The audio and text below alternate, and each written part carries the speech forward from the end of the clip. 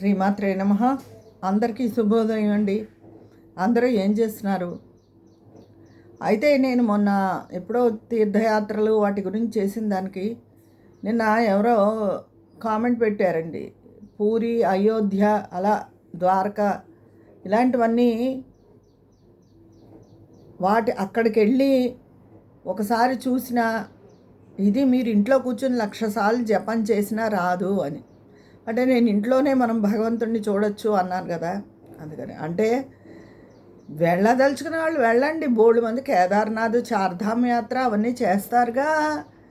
కాకపోతే ఈ అరుణాచలం గురించి ఎక్కువ ప్రచారం జరగడం వల్ల వెళ్ళిన వాళ్ళే మళ్ళీ మళ్ళీ అలా వెళ్ళి అక్కడ ఇబ్బందులు విపత్తులు కలగడం, తర్వాత అక్కడ వాళ్ళు మనని తిట్టిపోయడం వల్ల ఆ విషయం మాట్లాడుకోవాల్సి వచ్చింది. అంతేగాని చార్ధామ్ యాత్ర గురించి కానీ పూరి, ద్వారకా, అవన్నీ వెళ్ళొద్దని నేను ఎప్పుడూ చెప్పలేదే. ఎవరి ఓపిక బట్టి ఎవరైనా ఎక్కడికైనా వెళ్ళండి అని చెప్తాను. తర్వాత ఇప్పుడు పర్వదినాల్లో ఎక్కువ రష్ ఉంటుంది, తొక్కిసలాట జరిగే అవకాశం ఉంటుంది అన్న విషయం మనకి తెలుస్తుంది కదా. అలాంటప్పుడు చిన్నపిల్లల్ని తీసుకుని తిరుపతిలో ఆ మధ్య జరిగింది కదా, ముక్కోట ఏకాదశికో దేనికో చిన్నపిల్లల్ని తీసుకుని వెళ్ళి అలాంటప్పుడు రిస్క్ తీసుకోవద్దు అని నేను చెప్తాను. అది తర్వాత అరుణాచలం అనే విషయాన్ని పదే పదే జనాల మీదకి రుద్దడం వల్ల అక్కడ వాళ్ళు మన తిట్టిపోయడం వల్ల అంత అవసరం ఉందా? మనకి ఇక్కడ శ్రీశైలం, ద్రాక్షారామం ఇవన్నీ లేవా? 12 జ్యోతిర్లింగాల్లో ఒకటి అవి, అవన్నీ లేవా? ఎందుకు అలా వెళ్ళి ఇబ్బంది పడ్డాం అని చెప్పాను. తర్వాత ఇంట్లో కూర్చుని 1,00,000 సార్లు చేసినా రాదు అంటే చాలా అవివేకం. అంటే వాళ్ళకి ఆ కాన్సన్ట్రేషన్ లేదనమాట. కాన్సన్ట్రేషన్ లేనివాడే బయట వెతుక్కుంటూ ఉంటాడు ఎప్పుడూను. దేనినైనా, మనశ్శాంతిరైనా, భగవంతుడైనా. మనలో మనకు అంతర్ముఖులమై మనం ఉన్నప్పుడు మనశ్శాంతి అదే లభిస్తుంది. అలాగే నువ్వు నిష్కల్మషంగా భగవంతుడిని శరణాగతి వేడినప్పుడు భగవత్ స్వరూపం కూడా నీకు గోచరిస్తుంది నీ ఇంట్లోనే. అందుకు ఎంతోమంది మన ఉదాహరణ ఉంది. ఆ కాన్సన్ట్రేషన్ మనలో లేనప్పుడు తిరగచ్చు. అయినా తిరిగి వాళ్ళని నేను ఎప్పుడూ ఏమీ అనలేదు. ఎవరి ఓపిక వాళ్ళు తిరుగుతూ ఉంటారు, దానికే ఉందని. కానీ ఒక తొక్కిసలాట జరుగుతుంది, ఫలానా టైంలో ఎక్కువ జనం ఉంచుతారు అక్కడ అని తెలిసినప్పుడు వెళ్ళి అక్కడికి ఇదవ్వడం ఇది.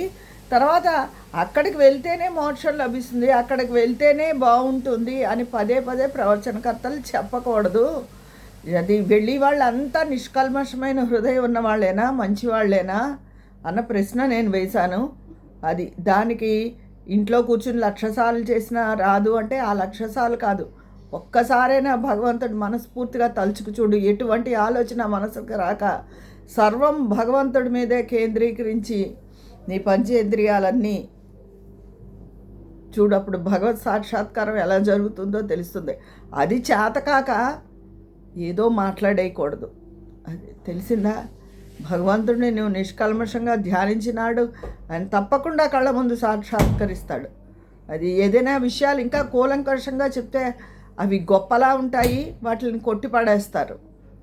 ఏ విషయమైనా నేను నా జీవితంలో జరిగిన అనుభవమైనా చెప్తాను, లేదా దాన్ని నేను అనుభవించి ఆచరించైనా చెప్తాను తప్ప ఏదో ఒకటి నేను చెప్పను. అది అసలు నా ఛానల్ పద్ధతే కాదు. ఏదో ఒకటి చెప్పేయాలి, ఏదో రకంగా వ్యూస్ వచ్చేయాలి, ఏదో సెన్సేషనల్ క్రియేట్ చేసేయాలి అన్నది ఉండదు. సాధ్యమైనంత వరకు ఆడవాళ్ళని మోటివేట్ చేయడం, తర్వాత అప్పుడప్పుడు ఇలాంటివి ఏమైనా జరిగినప్పుడు సంఘటనలు అయ్యో అని బాధ వస్తుంది. తర్వాత అక్కడికి వెళ్తే మా పిల్లలే స్వయంగా చెప్పారు ఎలా తిడుతున్నారో మన వాళ్ళని అని చెప్పి అవన్నీ బాధ కలిగాయి. ఎందుకు అక్కడ ఇంకో రాష్ట్రం వాళ్ళ చేత మనకు తిట్టించుకోవాల్సిన అవసరం ఏముంది? అసలు ఇక్కడ పవిత్రతనంతా ప్రశాంత అరుణాచల తిరువణామలై అన్నది అక్కడ రమణ మహర్షి ఆశ్రమం, అది ఆయన చెప్పింది ప్రశాంతత, మౌనం. అది మానేసి గందరగోళంగా చేసేయడం ఇవన్నీ ఎవరికి నచ్చడం లేదు. అందులో వాస్తవం కూడా ఉంది. అంత ఇబ్బంది పడవలసిన అవసరం ఏముంది? ప్రాణాలు పోగొట్టుకోవాల్సిన అవసరం ఏముంది? ఏ విషయమైనా మనిషి సద్బుద్ధిగా ఉండాలి, మంచిగా ఉండాలి అన్న మాటని, ఇదే అరుణాచలం మాటని ఎన్ని 100 సార్లు చెప్తున్నారో అదే మానవ ప్రవర్తన గురించి కూడా అన్ని 100 సార్లు చెప్తే ఎంతో అంత ఒకసారైనా మనిషి బుర్రలోకి ఎక్కి సమాజం బాగుపడుతుంది అన్నది నా ఉద్దేశం. అది దీని గురించి ఎవరేమనుకున్నా నా ఉద్దేశం, నా అభిప్రాయం ఇది. అయితే ఇంట్లో 1,00,000 సార్లు జపం చేసినా పుణ్యం రాదు, గుడికోసారి వెళ్తే వస్తుంది. పూరిలో ఓంకారం వినిపించింది. అవన్నీ చాలా పవిత్ర స్థలాలే, కాదని నేనేం అనలేదే. చార్ధామ్ యాత్ర ఎంతమంది చేస్తారు? ఋషికేశ్, బద్రీనాథ్, కేదార్నాథ్ ఇవన్నీను. వాటి గురించి ఏమైనా మాట్లాడామా ఎప్పుడైనా? కానీ ఏదైనా సరే మన జాగ్రత్త మనం తీసుకుని, మన ఆలోచన కూడా అవతల వాళ్ళు చెప్పారని ఏదో గుడ్డెచ్చేలో పడ్డట్టు వెళ్ళిపోకుండా మన వివేకం కూడా ఉపయోగించాలి. తర్వాత కష్టాల్లో ఉన్న ప్రజలు ఏ పుట్టలో ఏ పావుందో అన్నట్టు ఎవరైతే చెప్తే అది ఫాలో అయిపోతూ ఉంటారు. అందుకని వాళ్ళ మానసిక బలహీనతతో ఆడుకోవద్దు, అన్నిసార్లు అలా చెప్పద్దు అని చెప్పడం జరిగింది. నేను ఎవరిని ఉద్దేశించి చెప్పలేదు, ఎవరి పేరు చెప్పలేదు. కానీ ఈ మధ్య అక్కడికి వెళ్ళడానికి కారణం మన వాళ్ళే, తెలుగు వాళ్ళే అని అందరికీ తెలుసు ఆ విషయం. ఇది నేను చెప్పిన విషయం. అది ఇంట్లో కూర్చొని 1,00,000 సార్లు అక్కర్లేదు. నిష్కల్మషమైన భక్తితో ఒక్కసారి పిలిచినా భగవంతుడు పలుకుతాడు. అది కూడా తెలుసుకుని ఉండాలి మనుషులు. ఏదో మాట్లాడే వాళ్ళు చెప్పిన దానికి ఆపోజిట్గా మనం కామెంట్ చేయాలి అనే ఉద్దేశం ఉన్న వాళ్ళైతే నేనేం చేయలేను. అయినా అది వారి స్వీయ అనుభవం అయి ఉండొచ్చు. పూరి వెళ్తే ఆయన ఓంకారం వినిపించి ఎంతో మనసు ప్రశాంతంగా అనిపించింది అన్నారు. అవన్నీ కూడా మరి ఎంతో పవిత్ర స్థలాలే. పవిత్ర స్థలాలు తప్పక సందర్శించాలి, కానీ అది పిచ్చిలా మారకూడదు. అది ఏదైనా అతిగా ఉంటే అది అపహాస్యం అవుతుంది. ఏ విషయమైనా సరేనండి, అతిగా ఉన్ననాడు అది అపహాస్యమే అవుతుంది. అది నేను తర్వాత అత్తలు కోడళ్ళని కూతుళ్ళలా చూసుకోరు, అది ఇది అని మాట్లాడేస్తారు. అప్పుడు ఇప్పుడు కూడా ఎప్పుడు కూడా. కాకపోతే ఒకప్పుడు అత్తగారులు మన ఆడపిల్లతో ప్రేమగా ఉండి చక్కగా ఉంటే పిల్ల మంచి ఇంట్లో పడిందని తల్లి సంతోషించేదండి. అదే ఈనాడు మా అత్తగారు మంచి ఆవిడ, చాలా ప్రేమగా చూసుకుంటారు అని చెప్తే తల్లికి బాధ వచ్చేస్తుంది. నాకు దీనికన్నా అత్తగారు ఎక్కువైపోయిందా అని. అలా తయారయ్యారు ఇప్పుడు తల్లులు. మరి అలా అదేంటో నాకు ఆ విచిత్రం అర్థమవుతుంది. మన ఇంటికి వచ్చిన ఆడపిల్లలు బాగానే ఉంటారు. మొదట్లో అడ్జస్ట్ అవ్వడానికి టైం పట్టినా తర్వాత మనం ఏమిటి అన్నది వాళ్ళకి తెలుస్తుందిగా. మనతో ఎంతో అపేక్షగా ఉంటారు వాళ్ళు. కానీ ఈ తల్లులు అనేవాళ్ళు వచ్చేటప్పటికి పోనే పిల్ల బాగుంది, అత్తగారితో ఏ విభేదాలు లేవని సంతోషించడం పోయి నాకన్నా దానికి అత్తగారే ఎక్కువైపోయిందని సన్నాయి నొక్కులు ఎక్కువైపోయాయి చాలా. ఇది కూడా ఒక మంచి పరిణామం కాదు. అంటే నీ కూతురు మీద నీకు కలియుగంలో నీ ప్రేమ కూడా స్వార్థమే.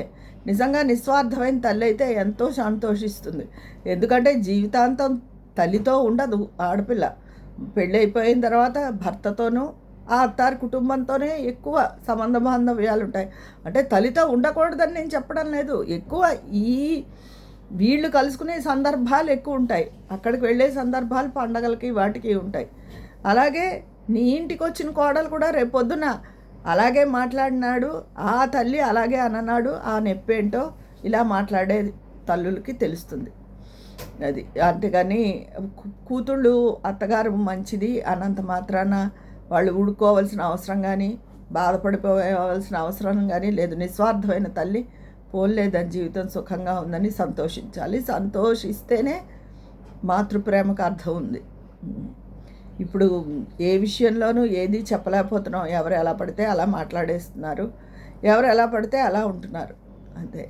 ఏదైనా మన అదృష్టాన్ని బట్టి ఆధారపడి ఉంటుంది అని మన మనసు దృఢతరం చేసుకుని పిల్లల విషయంలో అయినా ఏ విషయంలోనో మనం వాళ్ళకి ఎంతవరకు చేయగలమో అంతవరకు చేయడం, తర్వాత మాకు శక్తి లేదని చెప్పడం. ఎందుకంటే జీవితాంతం ఎవరి భారాన్ని ఎవరు మోయలేరు కదా. ఎవరి కర్మానుసారం వాళ్ళకి జరుగుతూ ఉంటాయి, అదృష్టమైన దురదృష్టమైన. అంతే. అవన్నీ ఎదుర్కొనే శక్తి వాళ్ళకి రావాలని తల్లి ఎప్పుడూ కోరుకుంటుంది. అది అంతే. ఇది పిల్లలు అందరూ అర్థం చేసుకోవాలి. తల్లిదండ్రులు ఉన్నందుకు తల్లిదండ్రులకి వీలైతే మనం ఏమైనా చేయగలమా అని ఒక వయసు వచ్చాక ఆలోచించాలి. చేయలేకపోయినా ఎవరి పని వాళ్ళు చేసుకున్నా నష్టం లేదు తప్ప తల్లిదండ్రులకి భారం అవ్వాలని మాత్రం అనుకోకూడదు ఎవరును. కూతుళ్ళైనా సరే కొడుకులైనా సరే ఒక వయసు వచ్చిన తర్వాత వాళ్ళకి 50 ఏళ్ళు దాటాక వాళ్ళకు షుగర్లు బీపీలు వచ్చి ఓపికలు తగ్గుతాయి. వాళ్ళ మానాన్ని వాళ్ళని వదిలేయాలి. వాళ్ళ మీద ప్రెషర్ ఎప్పుడూ తీసుకురాకూడదు. అది కన్నందుకు ఏమిటిది అని వాళ్ళు బాధపడే స్థితిని ఎప్పుడూ తీసుకురాకూడదు. అందరు పిల్లలు ఈ విషయాన్ని ముందు నేర్చుకోవాలి. అది ఇవి స్కూళ్ళలోనూ కాలేజీల్లోనూ చెప్పే విషయాలు కాదు. ఇదే ప్రవచనకర్తలు తల్లిదండ్రులు కూడా గౌరవించండి, ఇన్ని వృద్ధాశ్రమాలు ఎందుకు వస్తున్నాయి అని కూడా వాళ్ళు చెప్తున్నారు. అది ఎవరైనా పాటించేస్తున్నారా? నేను ప్రవచనకర్తలను ఎప్పుడూ తప్పు పట్టట్లేదు. మరి ఈ అరుణాచలం అనేటప్పటికి ఏదో సుఖం వచ్చి పడిపోతుంది, మోక్షం వచ్చి పడిపోతుంది, సుఖం వచ్చి పడిపోతుంది అని వాళ్ళ స్వార్థం కోసం వెళ్ళిపోతున్నారు. తల్లిదండ్రులను చూడండి, అసలు వృద్ధాశ్రమాలు ఎందుకు? తల్లిదండ్రులు మించింది లేదు. నేను అదే కదా మొన్న వినాయకుడి సంగతి ఉదాహరణ చెప్పాను. ఆయన శరీరాకృతిని బట్టి ఆయన తిరగలేక తల్లిదండ్రుల చుట్టూ తిరిగితే ముమ్మారు భూప్రదర్శన చేసినంత ఇది వస్తుందని తిరిగి ఆయన ఆధిపత్యాన్ని సాధించాడు. అలా వాళ్ళని గౌరవిస్తున్నారా ఎవరైనా? ఆ ఊరు వెళ్తే ఏదో పుణ్యం వచ్చేస్తుంది, ఇవరు ఎంతసేపు స్వార్థమే. అంతేగాని మన తల్లిదండ్రులు మనసు బాధ పెట్టకుండా వాళ్ళని జాగ్రత్తగా చూసుకోవడమే మనకి అంతకు మించిన మంచి లేదు. ఎప్పుడైతే అలా ప్రవర్తించారో తల్లిదండ్రుల ఆశీర్వాదం, ఆ భగవంతుడి ఆశీర్వాదం కూడా లభించి నీ జీవితం చక్కగా ఉంటుంది. అంతేగాని తల్లిదండ్రులు మనసు నొప్పించి తల్లిదండ్రులకు సరిగ్గా తిండి పెట్టకుండా లేదా ఆశ్రమాల్లో వదిలేసి మేము తిరగడమే ముఖ్యం అనుకుని వాళ్ళకి ఎలా లభిస్తుంది? ఆ విషయం ప్రవచనకర్తలు కూడా చెప్తున్నారు. మరి అది వినేస్తున్నారా వాళ్ళ మాట? అలాగే మనుషులు కూడా ఒక పని చేసేటప్పుడు ఎవరి వివేకం వాళ్ళకు ఉండాలి. కాకపోతే దుర్ఘటనలు జరిగినప్పుడు అక్కడికి వెళ్ళమని పదే పదే చెప్పిన వాళ్ళ గురించి మరి వాళ్ళకు ఒక మాట రావడం అన్నది సహజమైన విషయం అనుకోవడం కూడా వాళ్ళ గురించి. నిజమే, వివేకం అన్నది ఎవరికి వాళ్ళకు ఉండాలి. వివేక శూన్యులే నష్టపోయి బాధపడుతూ ఉంటారు. వాళ్ళ బాధ మనం చూడలేకుండా ఉంటాం. ఇది జీవితంలో జరిగే రకరకాల విషయాలు. తర్వాత నిన్న కామెంట్ చేసిన వాళ్ళకి జవాబు ఇది. మీరు నిష్కల్మషమైన హృదయంతో, చిత్తశుద్ధితో, నిజాయితీగా ఉండి భగవంతుడు తప్ప మరొక్కడు లేడు అని మీ ఇంట్లో కూర్చుని నిజంగా ధ్యానించి చూడండి. అప్పుడు మీ అనుభవం ఏంటో చెప్పండి. ఇంట్లో కూర్చుని 1,00,000 సార్లు చేసినా రాదన్నారు. నిష్కల్మషత్వంతో ఒక్కసారి చేసినా భగవంతుడు ప్రసన్నమవుతాడు. అది ఎవరికి వాళ్ళు స్వయం అనుభూతి చెందితే తెలుస్తుంది. ఓకేనా? ఈరోజు నేను చెప్పదలుచుకున్న విషయాలు ఇవ్వండి. మీ అందరి అభిప్రాయాలు కూడా కామెంట్ బాక్స్లో తెలియజేసేయండి. అక్కడ మాట్లాడుకుందావా? మీ అందరి ఆదరాభిమానాలతో నేను ఏ మంచి పాట చెప్పినా ఏది చెప్పినా మన ఛానల్ అన్నది మనమంతా ఒక కుటుంబం అనే ఉద్దేశంతో నేను చెప్తూ ఉంటాను. మీరు కూడా ఎంతో అంత నేర్చుకోవాలి. ఇంకా నాకన్నా చిన్నవాళ్ళు ఉంటారు కదా ఇందులో, వాళ్ళు చెయ్యాలి, నేను చెప్పిన పాటించి జీవితాన్ని సుఖపరచుకోవాలి అనే ఉద్దేశంతో మీ స్నేహితురాలు విజయ పన్నాల.